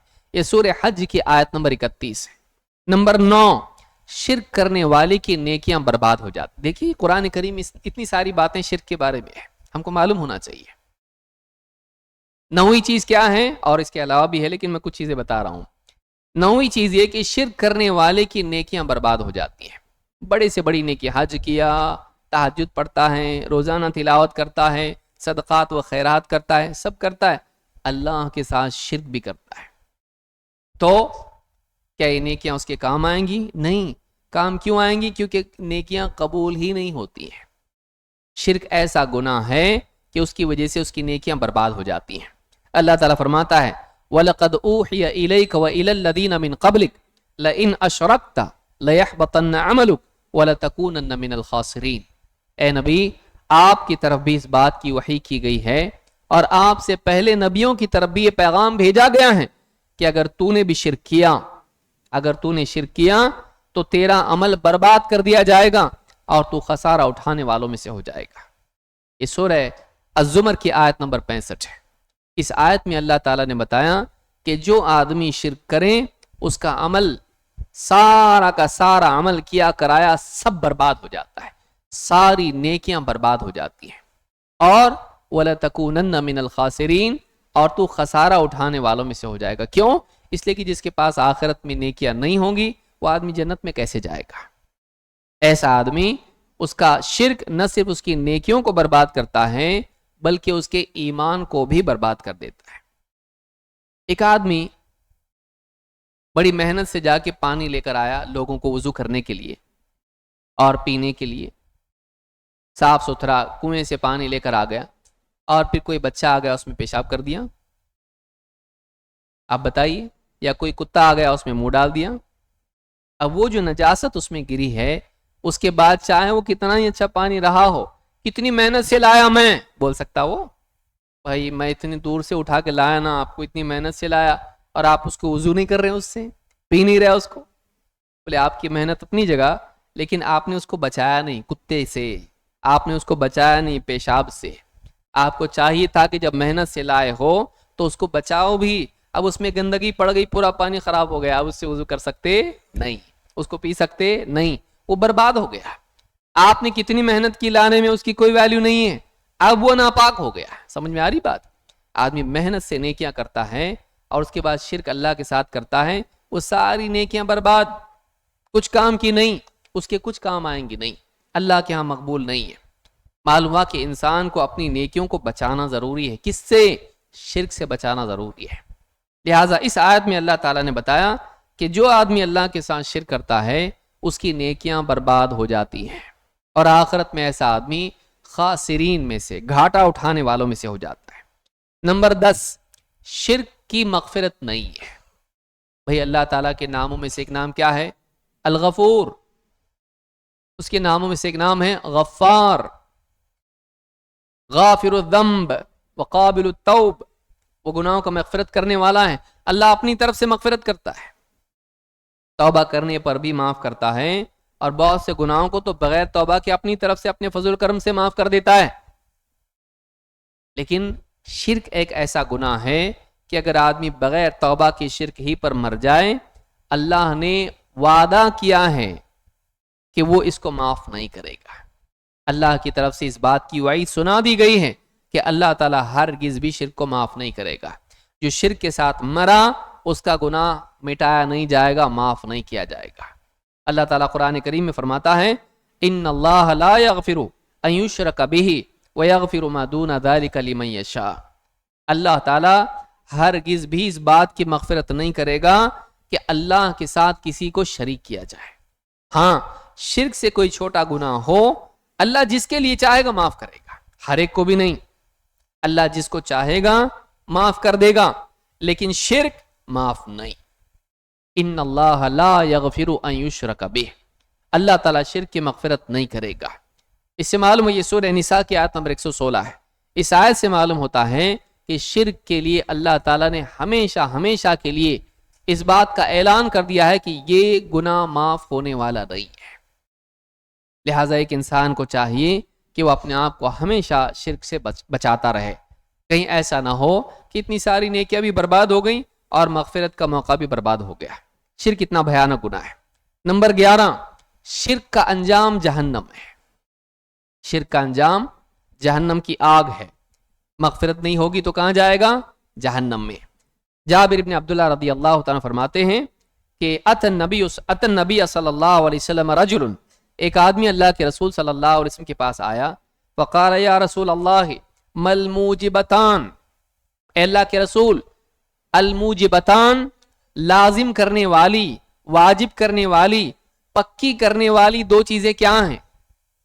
وہ دو چیزیں کیا ہیں جن سے پکا ہو جاتا ہے؟ کیا پکا ہو جاتا ہے؟ آپ نے فرمایا فقال من مات لا یشرک باللہ شیئا دخل الجنہ، جو اللہ کے ساتھ شرک نہیں کرتا تھا، شرک نہ کرتا تھا، اس حال میں مر گیا، وہ جنت میں جائے گا، پکا ہے. شرک سے بچ کے مرا وہ ضرور جنت میں جائے گا. یا تو ڈائریکٹلی جائے گا اللہ معاف کر دے، یا پھر اپنے گناہوں کی سزا کاٹ کے جنت میں جائے گا. لیکن جو شرک سے بچ کے مرا، جو اس حال میں مرا کہ شرک نہیں کرتا تھا، وہ جنت میں جائے گا، یہ پکا ہے. وَمَن مَاتَ يُشْرِكُ بِاللَّهِ شَيْئًا دَخَلَ النَّارِ، اور جو اس حال میں مرا کہ اللہ کے ساتھ شرک کرتا تھا، وہ یقیناً جہنم میں جائے گا. تو دو واجب کرنے والی چیزیں کیا ہیں؟ شرک سے بچ کے مرا، جنت واجب. شرک میں مرا، شرک پر مرا، جہنم واجب. تو یہ واجب کرنے والی چیزیں. تو شرک کا انجام کیا ہے؟ جہنم. امام مسلم نے اس حدیث کو روایت کیا ہے. اسی طرح سے مشرک کبھی بھی جنت میں نہیں جا پائے گا. ایک آدمی گناہوں کی وجہ سے جہنم میں گیا، لیکن ایک دن اس کو نکالا جائے گا. لیکن مشرک کو کبھی جہنم سے نکالا نہیں جائے گا.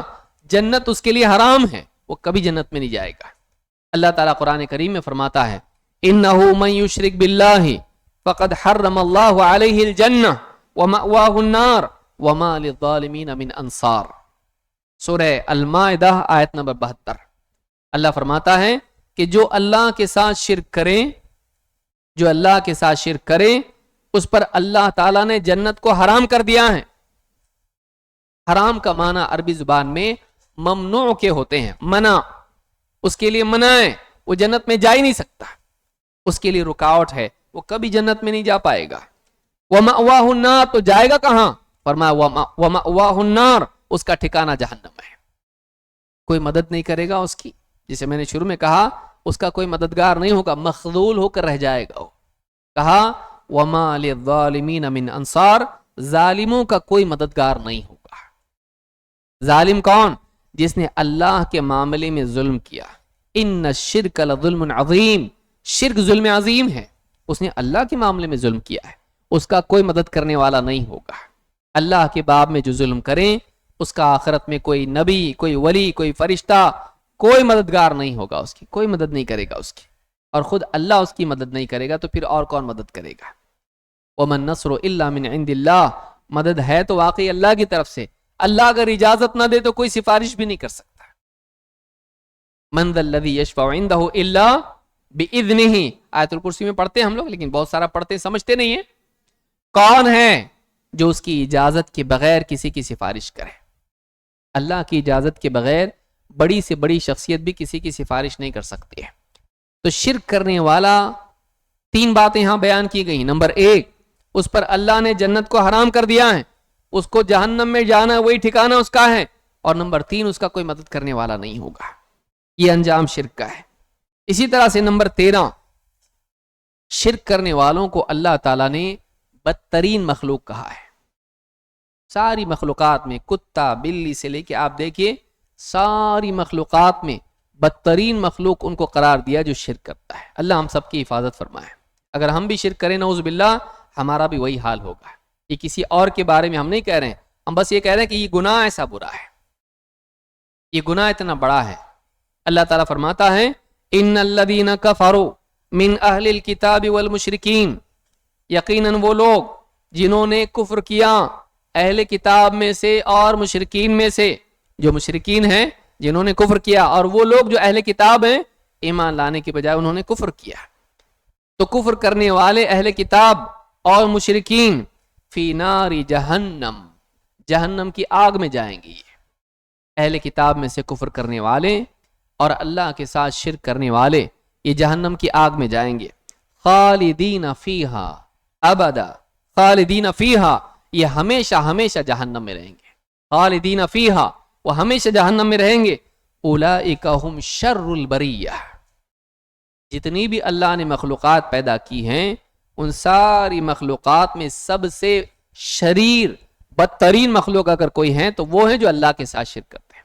ظاہر بات ہے کہ رب العالمین سے بغاوت کرنے والا، اس کی شان میں گستاخی کرنے والا، اس پر جھوٹ بولنے والا، اس کا حق ضائع کر کے کسی اور کو دینے والا اللہ کے نزدیک کیسے محبوب ہو سکتا ہے، کیسے عزت پا سکتا ہے؟ سب سے زیادہ ذلیل اللہ کے نزدیک وہ ہے جو اللہ کا مجرم ہو اللہ کے معاملے میں، جو شرک کرتا ہو. یہ سورہ البینہ کی آیت نمبر 6 ہے. اسی طرح سے نمبر 14، شرک اللہ کے غصے اور لعنت کا ذریعہ ہے. شرک کرنے والے پر اللہ کا غصہ ہے اور اللہ کی لعنت اس پر ہے. لعنت کا مطلب کیا ہوتا ہے؟ لعنت کا مطلب ہوتا ہے کہ اللہ کی رحمت کا حصہ اس کو نہیں ملے گا، اللہ اس پر رحم نہیں کرے گا. تو اللہ فرماتا ہے وَيُعَذِّبَ الْمُنَافِقِينَ وَالْمُنَافِقَاتِ وَالْمُشْرِكِينَ وَالْمُشْرِكَاتِ الظَّانِّينَ بِاللَّهِ ظَنَّ السَّوْءِ، تاکہ اللہ تعالیٰ عذاب دے منافقین مردوں کو اور منافق عورتوں کو، اور والمشرکین والمشرکات اور شرک کرنے والے مردوں کو اور شرک کرنے والی عورتوں کو. اللہ نے اسپیسیفکلی بیان کیا، مرد ہو یا عورت ہو، منافق ہو یا مشرک ہو، تو ان کو اللہ عذاب دے گا تاکہ اللہ انہیں عذاب دے. الظانین باللہ ظن السوء، یہ وہ لوگ ہیں جو اللہ کے بارے میں برے برے گمان رکھتے ہیں، اللہ کے بارے میں بدگمانی رکھتے ہیں. شرک انسان کو اللہ کے بارے میں بدگمان کر دیتا ہے. اللہ معاف نہیں کرے گا اس لیے بابا کو پکڑنا ضروری ہے. ہاں اللہ رحم نہیں کرے گا، بھائی بہت بڑا گناہ میرے سے ہوا ہے، جوا کھیلتا، شراب پیتا، یہ کرتا، بابا کے پاس جاؤ، بابا کے تھرو معاف ہو سکتا ہے، بابا جنت میں لے جائیں گے. اللہ رحم نہیں کرتا، بابا رحم کرتے. سوچئے کہ اللہ تعالی سے زیادہ کوئی بابا رحم کرنے والا ہو سکتا ہے؟ تو اللہ کے بارے میں انسان بدگمان ہو جاتا، اللہ معاف نہیں کرتا ہے، نہیں کرے گا معاف. یا اس زمانے کے مشرکین کے بارے میں، منافقین کے بارے میں کہا کہ وہ بدگمانی کرتے تھے اللہ سے کہ اللہ تعالیٰ نبی صلی اللہ علیہ وسلم اور صحابہ کی مدد نہیں کرے گا. الظانین باللہ ظن السوء علیہم دائرۃ السوء، وقت کا پھیرا انہی پر پلٹنے والا ہے. مشرکین ہمیشہ انتظار میں رہتے تھے کہ نبی صلی اللہ علیہ وسلم اور صحابہ ان پر برا وقت آئے گا، ایک نہ ایک دن یہ لوگ کیا ہوں گے؟ برباد ہوں گے، ناکام ہوں گے، ذلیل ہوں گے. ہمیشہ انتظار میں رہتے تھے کہ آج ان کے پاس شان و شوکت ہے لیکن کل کو کیا ہوگا؟ کل یہ ذلیل ہوں گے، ناکام ہوں گے. ہمیشہ اس تمنا میں، اس انتظار میں رہتے تھے. اللہ نے فرمایا علیہم دائرۃ السوء، برائی پلٹ کے انہی پر آنے والی ہے. آج یہ آزاد ہیں، آج ان کے پاس موقع ہے، لیکن یہ انتظار میں کہ نبی کا برا ہو، صحابہ کا برا ہو، نہیں، برا ان کا ہونے والا ہے، برا انجام ان کا ہے. علیہم دائرۃ السوء وغضب اللہ علیہم ولعنہم، اللہ تعالیٰ کا غصہ ان پر ہے اور اللہ کی لعنت ان پر ہے. اللہ تعالیٰ نے فرمایا اللہ کا ان پر غصہ ہے اور اللہ کی لعنت ان پر ہے. وَأَعَدَّ لَهُمْ جَهَنَّمَ وَسَاءَتْ مَصِيرًا، اور اللہ نے ان کے لیے جہنم تیار کر رکھی ہے اور بہت برا ٹھکانہ ہے. اس آیت سے جو سورہ فتح کی آیت نمبر 6 ہے، اس آیت میں اللہ تعالیٰ نے کئی باتیں مشرکین کی بیان کی۔ مشرکین کے لیے اللہ کا عذاب ہے، وہ اللہ کے بارے میں بدگمان ہے، ان کا انجام برا ہے، وہ جہنم میں جائیں گے اور وہ بہت برا ٹھکانہ ہے۔ دنیا ہی میں اللہ نے ان کے لیے جہنم تیار کر رکھی ہے۔ تو مشرکین کے بارے میں اللہ نے بتایا کہ یہ اللہ کا غصہ اور اللہ کی لعنت کے حقدار ہے۔ نمبر 15، مشرکین جہنم میں بہت پچھتائیں گے۔ جہنم میں جانے کے بعد بہت افسوس ہوگا، ایک دوسرے کو لعن طعن ملامت کریں گے، لیکن کچھ کام آئے گا؟ تمہاری وجہ سے ہم پہنچ گئے یہاں پہ، کچھ فائدہ نہیں، پہنچے نا، اب تم کو عقل دی تھی اللہ نے، سمجھ دی تھی، کیوں چلے اس راستے پر شرک والے؟ وہاں جا کے افسوس کریں گے، دوسروں کو دوش دیں گے، لیکن قدم تو ان کے تھے، کوئی ان کو پکڑ کے گھسیٹ کے تو نہیں لے گیا گلے میں رسی ڈال کے۔ شیطان نے ان کو شرک کی دعوت دی اور انہوں نے شرک کیا، عمل ان کا خود کا تھا۔ قیامت کے دن جہنم میں جانے کے بعد مشرکین پچھتائیں گے۔ اللہ تعالیٰ فرماتا ہے وہ ازلفت الجنت للمتقین، قیامت کے دن متقین کے لیے جنت کچھ اور قریب کر دی جائے گی۔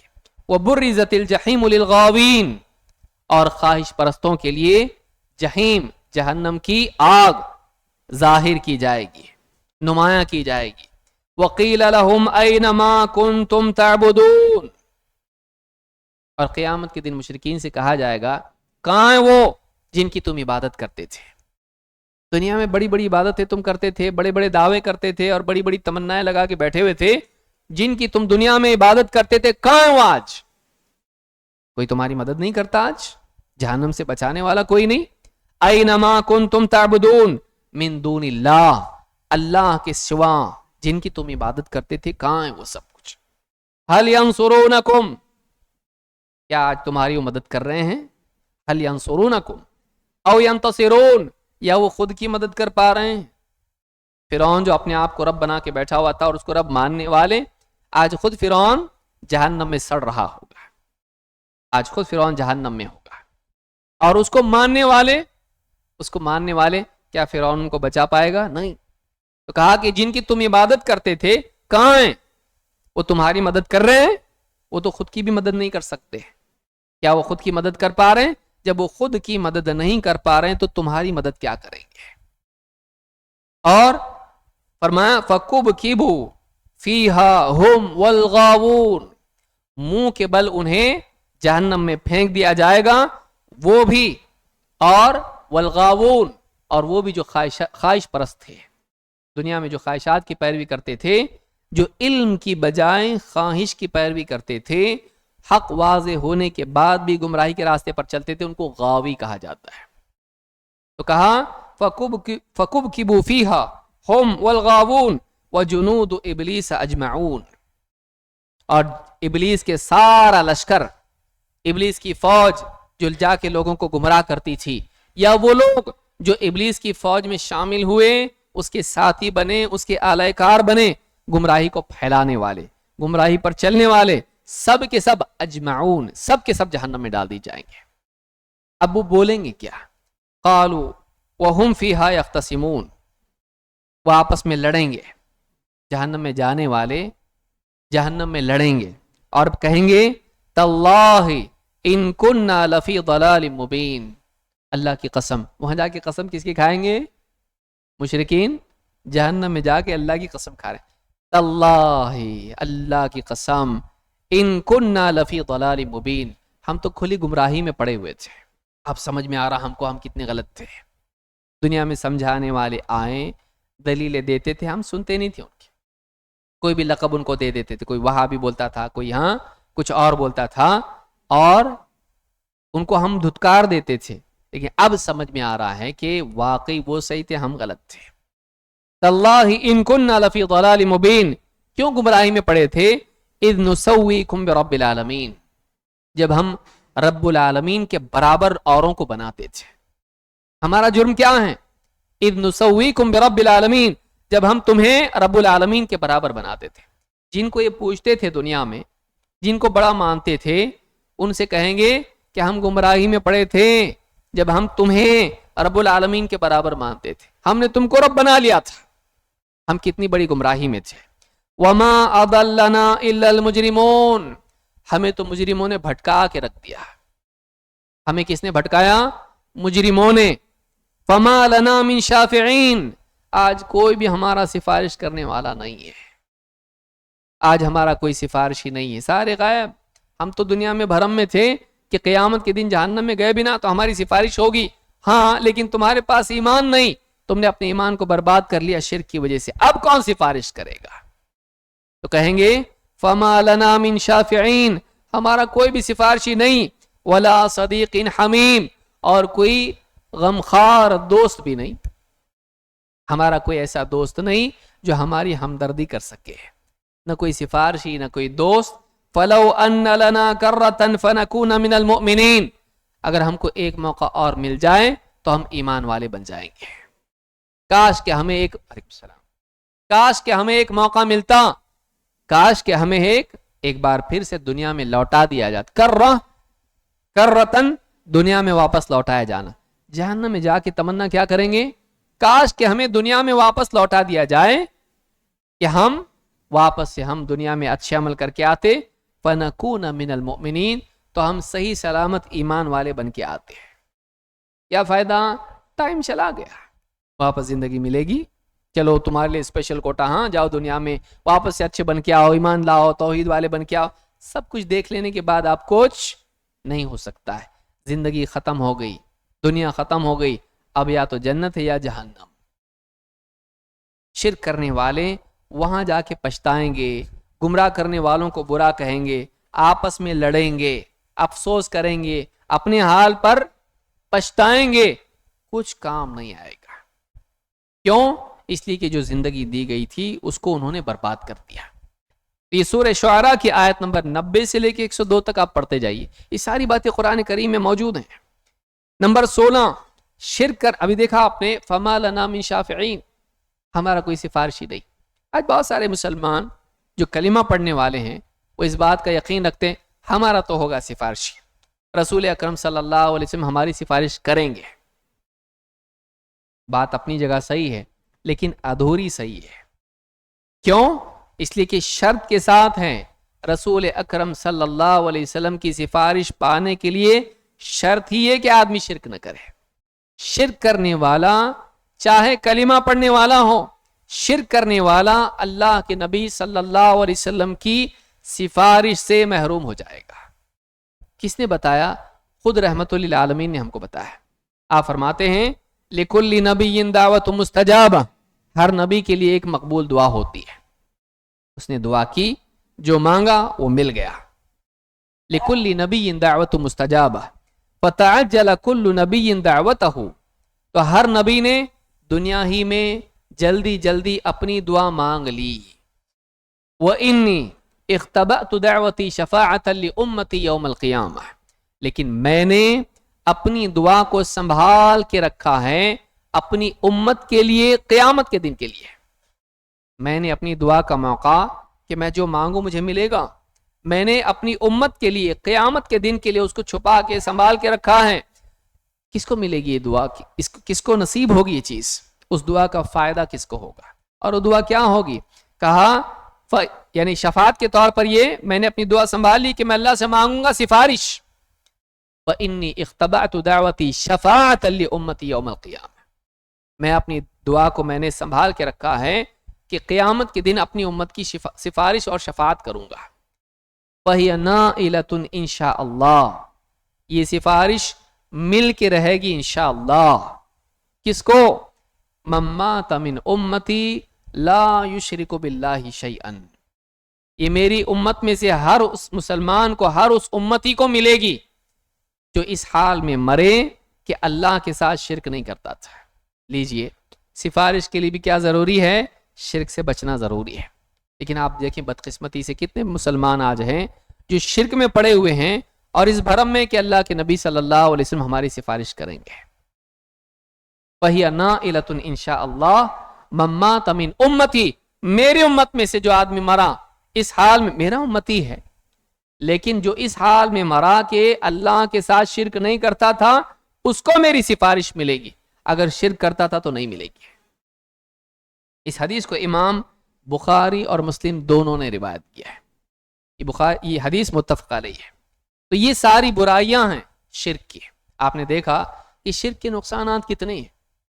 ایسا انسان اللہ کے غصے کا، لعنت کا حقدار، دنیا میں آخرت میں مدد سے محروم، مذموم، اور ایسا انسان دنیا میں ذلت اور آخرت میں جہنم سے نکلنا بھی نصیب نہیں ہوگا. اور نبی صلی اللہ علیہ وسلم کیا کسی نیک انسان کی سفارش بھی اس کو نصیب نہیں ہوگی. وہ ہمیشہ اس غضب میں، لعنت میں، سزا میں، عذاب میں پڑا رہے گا، کبھی جہنم سے نکل نہیں پائے گا. لہٰذا بہت ضروری ہے کہ ہم شرک سے بچنے والے بنیں. آئیے اب دیکھتے ہیں کہ وہ کیا صورتیں ہیں جو عام طور سے ہمارے اپنے معاشرے میں بھی رائج ہیں اور اس معاشرے میں بھی تھیں جس میں اللہ کے نبی صلی اللہ علیہ وسلم تھے. ایک ایک کر کے وہ چیزیں بھی ہم لوگ دیکھتے ہیں. نمبر 1، صالحین کی تعظیم میں غلو. کیا مطلب ہے؟ اللہ کے نیک بندوں کو ان کے مقام سے اوپر بڑھا دینا. ایک بندہ ہے، محتاج ہے، اللہ نے اس کو پیدا کیا، اللہ اس کو رزق دیتا ہے، اللہ اس کو بیمار کرتا ہے، اللہ اس کو شفا دیتا ہے، وہ مدد کا محتاج ہے، اللہ اس کی مدد کرتا ہے. زندگی کے مسائل اس پر آتے ہیں، تنگی، پریشانی، سب کچھ، سکھ دکھ اس پہ سب آتے ہیں، وہ بندہ ہے. لیکن جب کسی اللہ والے سے لوگ محبت کرتے ہیں، چاہے وہ اللہ والا ولی ہو یا نبی ہو، کیا کرتے ہیں؟ اس کو اس کے مقام سے بڑھا دیتے ہیں، اتنا بڑا بنا دیتے ہیں کہ اللہ کے برابر کر دیتے ہیں. اس کے در سے کوئی خالی نہیں جاتا. اس کے در سے بابا کے لنگر ہمیشہ چلتا رہتا ہے، بابا کے در سے کوئی خالی نہیں جاتا ہے. ارے یہاں وہاں مت گھوم، ڈاکٹر کے پاس چکر مت لگا، ایک بار جاؤ وہاں پہ، ایک بار ناڑا باندھ خالی. ایک ناڑا وہاں باندھ، ایک کڑا وہاں کا پہن، ایک چادر وہاں چڑھا، دیکھ پھر تیری تقدیر کیسے بدلتی. تقدیر بدلتی چادر چڑھانے سے. آپ سوچئے، آدمی اس کا مقام بڑھا دیتا ہے. بلکہ آپ دیکھیے بعض لوگوں نے شعر کیا کہا، وہی جو عرش پہ تھا مستوی خدا ہو کر، اتر پڑا ہے مدینے میں مصطفیٰ ہو کر. آپ سوچئے، حلول کا عقیدہ جو صوفیہ نے گھڑا کہ اللہ تعالیٰ بندے میں آ جاتا، وحدت الوجود کا عقیدہ گھڑا، اللہ اور مخلوق ایک ہی ہے، ہر چیز میں اللہ کا ظہور ہے. سوچئے، یہ سارے عقائد بندوں کو، مخلوق کو اتنا بڑا بنا دینا کہ اللہ کے برابر کر دینا. جیسے نصارہ نے کیا، عیسیٰ علیہ السلام کی معجزات دیکھے اور عیسیٰ علیہ السلام کا مقام بڑھا کے ان کو اللہ کا بیٹا، بلکہ 3 میں کا تیسرا اللہ کے برابر کر دیا. God the father, God the son, God the holy spirit, 3 بنا کے رکھ دیے. تو عیسیٰ علیہ السلام کو بھی اللہ کا بیٹا اور اللہ کے برابر کر دیا. اللہ کے نبی صلی اللہ علیہ وسلم نے اس غلو سے منع کر دیا. ایک شکل جو عام طور سے امت میں ہے، آپ بزرگوں کے واقعات سنیے، وہ واقعات سچے بھی نہیں ہوتے، فرصت میں بیٹھ کے بنائے ہوئے ہوتے ہیں، فرصت میں بیٹھ کے بنائے ہوئے ہوتے ہیں.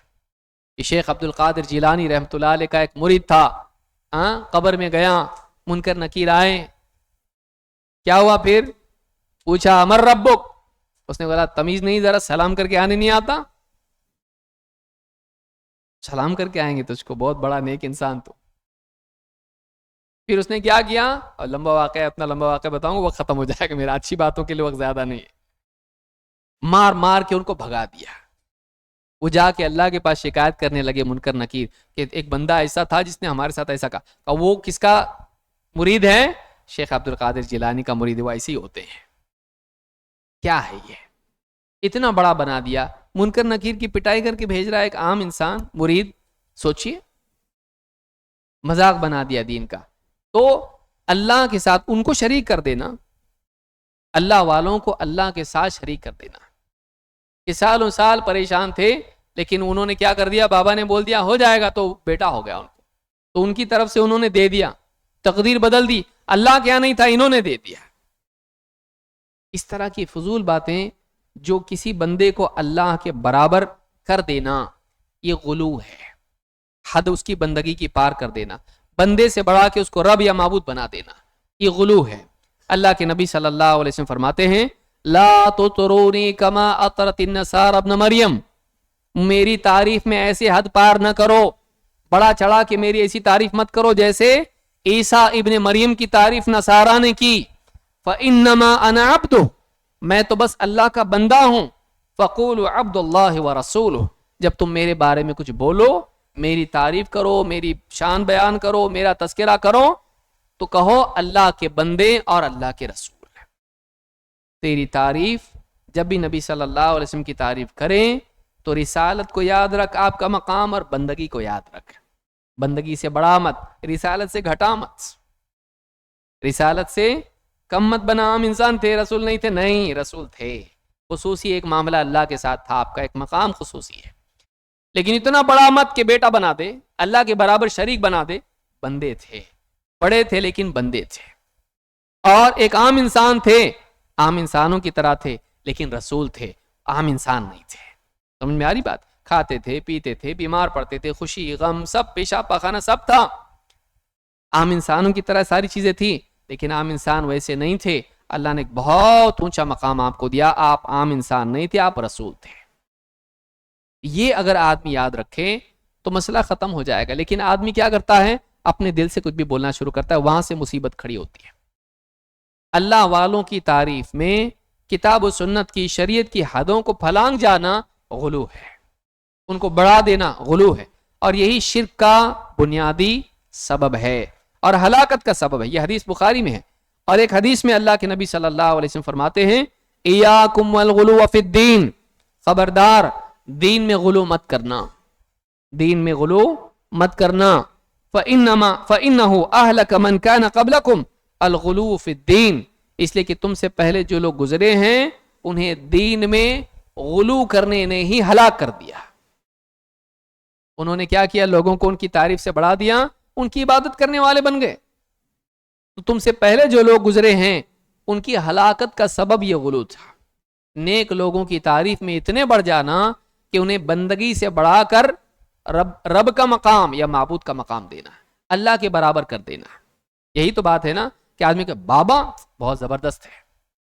کیسے زبردست ہے؟ تیرے دل میں کیا چل رہا تیرے جانے سے پہلے ان کو معلوم پڑ جاتا ہے۔ تو جا کے بیٹھتا، برابر بتاتے، اچھا گھر میں 4 آدمی ہے نا تیرے، ہاں بیمار ہے نا، ہاں کینسر ہے نا، ہاں تجارت نہیں چل رہی نا، ہاں آپ کو سب معلوم پڑتا ہے۔ تو بابا کو پہلے کس کے برابر کر دیا تو نے؟ رب کے برابر کر دیا، علم غیب مان رہا ہے ان کے بارے میں، جبکہ شیطان دل میں وسوسے ڈال رہا ہے بابا کے، کیونکہ اس کے ساتھ جو شیطان گیا سب معلوم اس کو کیا چل رہا ہے اس کے گھر میں، اور بابا کے دل میں ڈال رہا ہے سب کچھ، اور بابا کو لگ رہا مجھ کو آٹومیٹک معلوم پڑ رہا ہے، بابا کو بھی نہیں سمجھ رہا شیطان مجھ کو کھلونا بنائے ہوئے ہیں اور اس کو میرا غلام بنائے ہوئے ہیں۔ ایسے کئی بابا چل پڑتے ہیں، لیکن بابا کو یہ معلوم نہیں ہوتا ہے کہ پولیس آ کے پکڑ کے لے جانے والی ہے، ہاں کیونکہ ہمیشہ معلوم نہیں پڑتا نا، تو اسی بابا کو پولیس آ کے اٹھا کے لے جاتی ہے اور بابا کو معلوم بھی نہیں پڑتا ہے۔ تو یہ حال ہے باباؤں کا۔ تو پہلی چیز جو ہے جو شرک کی شکلوں میں سے ہلاک کرنے والی وہ کیا ہے؟ غلو۔ اور یہ ساری چیزوں کی جڑ ہے، علماء نے کہا یہ ساری برائیوں کی جڑ ہے۔ جب آدمی مقام بڑھا دیتا ہے پھر شرک بھی کرنے لگ جاتا ہے اور عبادت بھی کرنے لگ جاتا ہے۔ نمبر 2، قبر پرستی، قبروں پہ جانا، رات میں کڑا رکھ دیا، صبح میں نکال کے پہن لیا، اب شفا ملے گی۔ وہاں کی رات میں اگر بتی جلا دی، اس کا جو بچا ہوا راکھ ہے اس کو لگا دیا، یہاں لگا دیا، اب شفا ملے گی۔ وہاں کا پھول لا لیا، کھا رہا ہے، چبا رہا ہے، چاٹ رہا ہے، اس کو اب شفا ملے گی۔ وہاں رات بھر پانی رکھا ہوا تھا، اب صبح تک پانی کیا ہو گیا؟ ایک دم دوا بن گیا، اب وہ دوا پیے گا شفا مل جائے گی، بڑے سے بڑی بیماری ختم ہو جاتی، بڑے سے بڑی بیماری ختم۔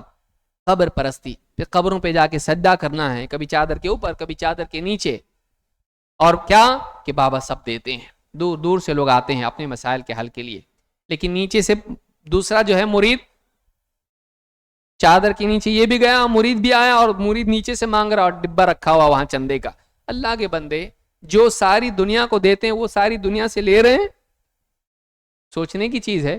بولے نہیں یہ مینٹیننس کے لیے لگتا نا، یہاں پہ جو تیری زندگی کا مینٹیننس کر رہے ہیں اپنی درگاہ کا مینٹیننس نہیں کر سکتے ہیں، سوچنے کی چیز ہے۔ لیکن بولنے والے کے پاس 50 باتیں ہوتی نہیں، وہ تجھ سے لینا چاہتے ہیں، ہاں اس طرح کی باتیں کرتے ہیں۔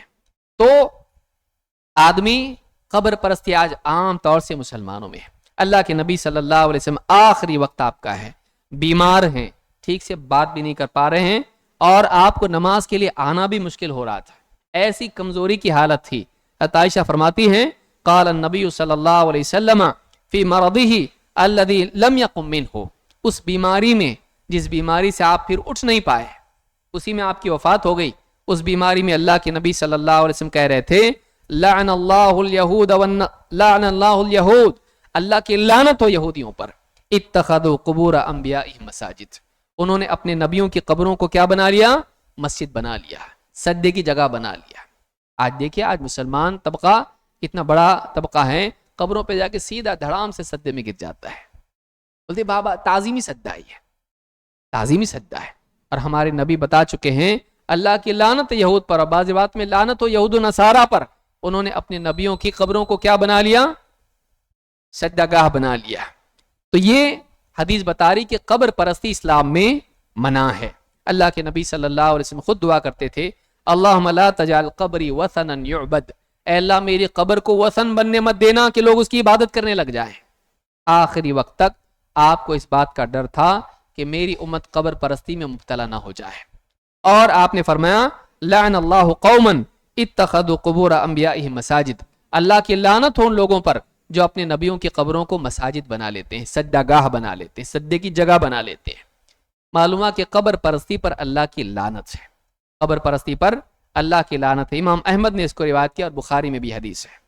نمبر 3، اللہ کے ساتھ توسل والا شرک کرنا، کہ ہے بڑا اللہ ہی، بابا اللہ کے برابر نہیں ہے، لیکن بابا اللہ تک پہنچاتے ہیں۔ کب؟ جب ہم بابا کے ساتھ وہ اعمال کریں جو عبادت والے ہیں، بابا کے نام کی کندوری کریں اور ان کو راضی کرنے کے لیے ان کی نظر نیاز کریں، تو بابا خوش ہو کے ہم کو اللہ تک پہنچاتے ہیں، ہماری سفارش کرتے ہیں۔ یہ بھی شرک کی ایک صورت ہے، اس کو شرک توسل کہتے ہیں۔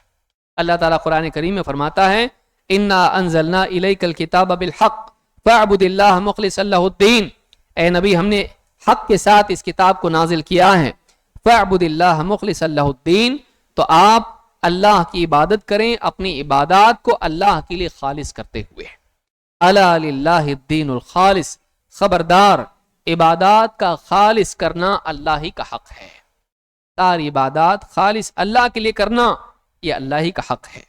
والذین اتخذوا من دونہ اولیاء، ہاں وہ لوگ جنہوں نے اللہ کے سوا اپنے کارساز بنا رکھے ہیں، ان کا کہنا ہے ما نعبدہم الا لیقربونا الی اللہ زلفی، ہم اپنے معبودوں کی عبادت اسی لیے کرتے ہیں کہ یہ ہمیں اللہ سے کچھ اور قریب کریں۔ اللہ فرماتا ہے ان اللہ یحکم بینہم فیما ہم فیہ یختلفون، جس اختلاف میں یہ پڑے ہوئے ہیں، جس حق سے یہ اختلاف کر رہے ہیں، قیامت کے دن اللہ تعالیٰ اس اختلاف کا فیصلہ کر کے رہے گا۔ ان اللہ لا یہدی من ہوا کاذب کفار، اللہ تعالیٰ ہدایت نہیں دیتا ہے اس شخص کو جو بڑا جھوٹا ہے اور ناشکرا ہے۔ اللہ پر جھوٹ بولتا ہے کہ اللہ تعالیٰ تک پہنچنے کے لیے بابا لوگ ہیں، اور یہ ناشکرا ہے کہ اللہ کی نعمتیں لے کر ان بزرگوں کے در پر جا کر سجدے کرتا ہے، نظر نیاز کرتا ہے۔ یہ سورہ الزمر کی آیت نمبر 2 اور 3 ہے۔ ان 2 آیتوں میں اللہ نے بتایا کہ اگر کوئی آدمی عقیدہ رکھتا ہے کہ اللہ تک پہنچنے کے لیے کچھ واسطے ہیں، ان کی عبادت کر کے ہی اللہ تک پہنچ سکتے ہیں، تو یہ آدمی جھوٹا ہے اور ناشکرا ہے۔ ایسا آدمی کو اللہ نے جھوٹا کہا ہے، اور قیامت کے دن اللہ نے فرمایا جس اختلاف کی جڑ اس نے ڈالی ہے، اللہ قیامت کے دن اس کا فیصلہ کرے گا۔ اہل حق سے، نبیوں سے، اللہ کی بات سے اس نے اختلاف کیا، صراط مستقیم سے اختلاف اس نے کیا، اللہ قیامت کے دن اس کا فیصلہ کرے گا۔ یعنی یہ وعید ہے اللہ کی طرف سے اس انسان کے لیے جو یہ عقیدہ رکھتا ہے کہ اللہ تک پہنچنے کے لیے وسیلے اور واسطے ہیں۔ نمبر 4، اولیاء کو پکارنے والے قیامت کے دن اولیاء ہی ان کے دشمن بن جائیں گے۔ شرک کی برائی کیا ہے؟ اور یہ بھی ایک صورت ہے، آدمی اولیاء کو پکارتا ہے یا غوث المدد، یا علی مشکل کشا، آدمی آج پکارتا ہے۔ اللہ کے سوا کسی اور کو پکارنا نفع نہیں دیتا ہے، نقصان ہی دیتا ہے۔ اور جس کو پکار رہا ہے اگر واقعی وہ اللہ والا ہے، اولاً تو وہ سنتا نہیں، دوسرا یہ کہ قیامت کے دن جب معلوم ہوگا اس کو کہ یہ مجھ کو پکارتا تھا، وہ قیامت کے دن اس کا دشمن بن جائے گا۔ قرآن کریم میں اللہ تعالیٰ فرماتا ہے وَمَنْ أَضَلُّ مِمَّنْ يَدْعُو مِن دُونِ اللَّهِ مَنْ لَا يَسْتَجِيبُ لَهُ إِلَى يَوْمِ الْقِيَامَةِ وَهُمْ عَنْ دُعَائِهِمْ غَافِلُونَ، اس سے بڑھ کے گمراہ کون ہوگا، اس سے زیادہ گمراہ کون ہوگا جو اللہ کے سوا کسی ایسے کو پکارے جو قیامت کے دن تک اس کی پکار کو سن ہی نہیں سکتا ہے. وَهُمْ عَنْ دُعَائِهِمْ غَافِلُونَ, بلکہ وہ تو ان کی پکار سے غافل ہیں, پکارنے والوں کی پکار سے غافل ہیں. وَإِذَا حُشِرَ النَّاسُ كَانُوا لَهُمْ أَعْدَاءَ, اور حشر کے دن جب لوگوں کو جمع کیا جائے گا, جن کو پکارا جا رہا ہے وہ پکارنے والوں کے دشمن بن جائیں گے. وَكَانُوا بِعِبَادَتِهِمْ كَافِرِينَ, اور ان کی عبادت کا سرے سے انکار کر دیں گے. یہ سورہ الاحقاف کی آیت نمبر 5 اور 6 ہے. اس آیت میں آپ دیکھیں گے کہ اللہ تعالیٰ نے فرمایا کہ اولاً تو یہ لوگ سنتے نہیں ہیں جو قبروں میں, یہ بتوں کی بات نہیں ہو رہی ہے, یہ بتوں کی بات نہیں ہو رہی ہے, کیونکہ قیامت کے دن اٹھایا جانا بتوں کے لیے نہیں ہے. وَإِذَا حُشِرَ النَّاسُ كَانُوا لَهُمْ أَعْدَاءَ, جب قیامت کے دن لوگوں کو حشر میں جمع کیا جائے گا تو یہ دشمن بن جائیں گے. تو یہ قیامت کے دن حشر میں کس کو جمع کیا جائے گا؟ جن و انس کو. تو اس دن جب حشر میں جمع کیا جائے گا, جن کو یہ لوگ پکار رہے تھے دنیا میں, وہ سب کے سب ان کے دشمن ہو جائیں گے. کیا فائدہ ہوا کہ جن کی قربت کے لیے, جن کی سفارش کے لیے دنیا میں آدمی ان کو خوش کرنے کے لیے اللہ کا دشمن بنا, اللہ کے ساتھ شرک کرتا رہا, ان کے نام کی نظر نیاز کرتا رہا, ان کو پکارتا رہا, ان سے دعائیں کرتا رہا, قیامت کے دن وہی اپنا دامن ان سے چھڑا لیں گے, وہی ان کے دشمن بن جائیں گے. تو شرک کا نقصان یہ ہے کہ شرک والا آدمی نہ اللہ کا بن پاتا ہے, نہ اولیاء کا بن پاتا ہے, نہ یہاں کا رہا نہ وہاں کا رہا. اولیاء بھی اپنا دامن اس سے چھڑا لیں گے, اس کے دشمن بن جائیں گے, اور اللہ کا دشمن تو وہ بن ہی گیا تھا, دنیا ہی سے اللہ کا دشمن بن گیا تھا شرک کرنے کی وجہ سے. تو یہ شرک کی برائیوں میں سے ایک بہت بڑی برائی ہے. اسی طرح سے شرک پر اللہ کی لعنت ہے. شرک کی ایک صورت یہ بھی ہے کہ آدمی درگاہوں پر جا کر یا جنات کے نام سے, عملیات کے نام پر جانور اللہ کے سوا کسی اور کے لیے ذبح کرے. آج بھی بہت سارے مسلمان درگاہوں پہ جائیں گے, کندوری کریں گے, یا بیمار کوئی ہے کسی برج کے نیچے جا کے بغیر بسم اللہ واللہ اکبر بول کے اس کو ذبح کریں گے جنات کے لیے, یا قبرستان میں لے جا کے ذبح کریں گے اور اللہ کا نام نہیں لیں گے. کیوں؟ کہتے ہیں کہ برے کو برے سے ہی نکالا جاتا ہے, اس کو جن لگا ہے, اس کو شیطان لگا ہے, اس کو خوش کرنے کے لیے کرنا پڑے گا تب جا کے چھوڑے گا. وہ ڈیمانڈ کرتا ہے فلاں میرے نام سے جانور, ایسی مرغی ذبح کرو جو ایسی ایسی ہو, ایسا لیمو کاٹو جو ایسا ہونا چاہیے. اس طرح سے کرنے سے اللہ کی لعنت کا حقدار آدمی بنتا ہے. اللہ کے نبی صلی اللہ علیہ وسلم فرماتے ہیں لعن اللہ من ذبح لغیر اللہ, اللہ کی لعنت ہو اس پر جو اللہ کے سوا کسی اور کے لیے ذبح کرے. معلوم ہوا کہ اللہ کے سوا کسی اور کے لیے ذبح کرنا اللہ کی لعنت کا حقدار بناتا ہے. آج کتنے مسلمان ہیں جو اللہ والوں کے نام سے ذبح کرتے ہیں, قبروں پر جا کر کندوری کرتے ہیں, اللہ والوں کے نام سے نظر نیاز کرتے ہیں, اور سب کو دعوت بھی دیتے ہیں آؤ وہاں پہ کھانے کے لیے. تو یہ ساری چیزیں اسلام میں منع ہیں, اور اللہ کے نبی صلی اللہ علیہ وسلم نے اس سے منع کیا ہے, اور اس پر اللہ کی لعنت کی. امام مسلم نے اس کو روایت کیا ہے. اسی طرح سے چھٹی صورت جو ہے گلے میں تعویذ لٹکانا, تعویذ, ناڑا, کڑا, انگوٹھی اور اس طرح کی جتنی بھی صورتیں ہیں, یہ پلیتے اور گھر کے اندر ناریل, لیمو, مرچی اور کیل ٹھوکنا اور اس طرح کی جتنی صورتیں ہیں, یہ ساری لٹکانے والی باندھنے والی چیزیں جس کو تمیمہ کہا جاتا ہے. تمیمہ بھی شرک کی صورتوں میں سے ایک صورت ہے, اور تمیمہ کرنے والا اللہ کی مدد اور حفاظت سے محروم ہو جاتا ہے. اللہ کے نبی صلی اللہ علیہ وسلم فرماتے ہیں من علق تمیمۃ فقد اشرک, جس نے تمیمہ لٹکایا, جس نے تعویذ گنڈے لٹکائے, دھاگا باندھا, ناڑا باندھا, کڑا پہنا, چاہے گلے میں باندھا, کمر میں باندھا, بازو پہ باندھا, یا گھر میں دیوار پہ باندھا, بچوں میں باندھا, بیوی کو جانور میں باندھا, کہیں بھی باندھا, اس نے اگر تمیمہ لٹکایا اس نے اللہ کے ساتھ شرک کیا. اس حدیث کو امام احمد اور حاکم نے روایت کیا ہے. بلکہ اللہ کے نبی صلی اللہ علیہ وسلم فرماتے ہیں من تعلق شیئا وکل الیہ, من تعلق شیئا وکل الیہ, جو کوئی چیز لٹکاتا ہے اسی کے حوالے کر دیا جاتا ہے, اسی کے حوالے. اب اسی سے مدد لے تو یہ مانتا ہے نا کہ یہ تیری مدد کرے گا, تیری حفاظت کرے گا, سیکیورٹی دے گا, کام بنائے گا, جا. اللہ تعالیٰ اپنی حفاظت, اپنی مدد اس سے ہٹا دیتا ہے, اور اس کو اسی دھاگے, ناڑے, اسی کنگن اور نہ جانے کیا کیا پہنتے لوگ, انگوٹھی, اسی کے حوالے کر دیتا. اب یہی تجھ کو بچائے گا, جا. تو ایسا آدمی جو تعویذ گنڈے لٹکاتا ہے وہ اللہ کی حفاظت سے محروم ہو جاتا ہے. یہ چیز اسلام میں منع ہے، اس سے بچنا چاہیے. امام ترمذی نے اس کو روایت کیا ہے. 7ویں شکل عراف اور کاہن کے پاس جانا. بابا گاڑی نہیں مل رہی، کہاں ملے گی؟ بچہ کھو گیا، کہاں ملے گا؟ تو اس طرح سے اس کے پاس جانا. یا الیکشن میں کون جیت کے آئے گا، ہاں پاس ہوں گا کہ نہیں ہوں گا، بابا بیٹی کو رشتہ کون سے شہر میں بھیجنا. تو جگہ کے اعتبار سے اگر غیب کی خبر پوچھ رہا ہے تو یہ عراف ہے. اور وقت کے اعتبار سے فیوچر کی خبر اگر کوئی پوچھ رہا ہے، کسی سے کوئی بتا رہا ہے، تو وہ کاہن ہے. کاہن ٹائم کے حساب سے غیب کی خبر بتاتا ہے، عراف جگہ کے اعتبار سے. آج آپ دیکھیے لوگ ان کے پاس جاتے ہیں، بابا سے انتریامی ہے بابا، ہاں بابا بڑے انتریامی ہیں، ساری چھپی ہوئی غیب کی بھید کی باتیں سب بتاتے ہیں. شرک ہے یہ، اس لیے کہ اللہ کے سوا کوئی غیب جانتا نہیں ہے. اللہ کے نبی صلی اللہ علیہ وسلم فرماتے ہیں، اب دیکھیے اس کا وبال کیا ہے. آپ فرماتے ہیں من اتى عرافا فسأله عن شيء لم تقبل له صلاة 40 لیلہ. جو آدمی کسی عراف کے پاس جائے، جو کھوئی ہوئی چیز کہاں ملے گی بتاتا، یا پانی کہاں نکلے گا بتاتا، تیل کہاں نکلے گا بتاتا ہے، تو عراف اس کو بولتے ہیں. تو جو کسی عراف کے پاس جاتا ہے اور اس کو کوئی سوال پوچھتا ہے، کوئی نیوز اس سے پوچھتا ہے، کوئی چیز اس سے معلوم کرنا چاہتا ہے، لم تقبل له صلاة 40 لیلہ، 40 راتوں کی یعنی 40 دن کی نمازیں اس کی رد ہو جاتی ہیں، قبول نہیں ہوتی ہے. اتنی نمازیں برباد ہو گئی اس کی 40 دن کی. امام مسلم نے اس کو روایت کیا ہے. پھر فرمایا من اتا کاہنا او عرافا فصدقه بما يقول فقد كفر بما انزل على محمد.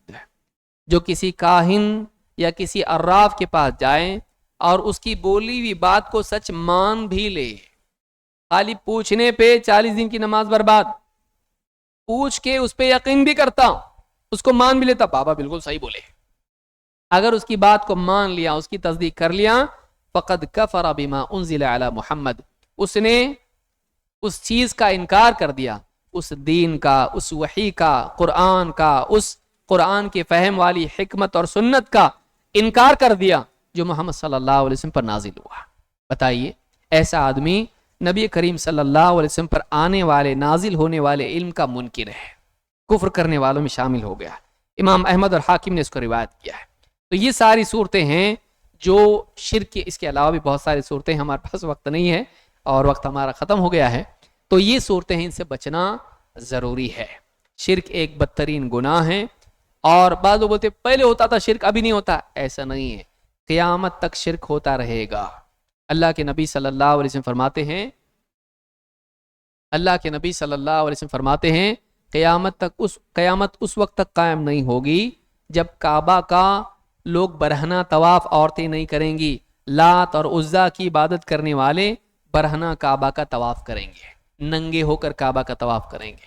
یہ ختم ہونے والی چیز نہیں ہے، ہم کو اس سے بچنا چاہیے، ہم کو اپنے آپ کو اس سے بچانا چاہیے. اپنے گھر میں اپنے بیوی بچوں کو سکھانا چاہیے توحید کیا ہے، شرک کیا ہے، تاکہ وہ توحید کا اہتمام کریں اور شرک سے بچنے والے بنیں. اللہ تعالی ہم سب کو سمجھ عطا فرمائے اور دین کا گہرا علم حاصل کرنے کی توفیق عطا فرمائے.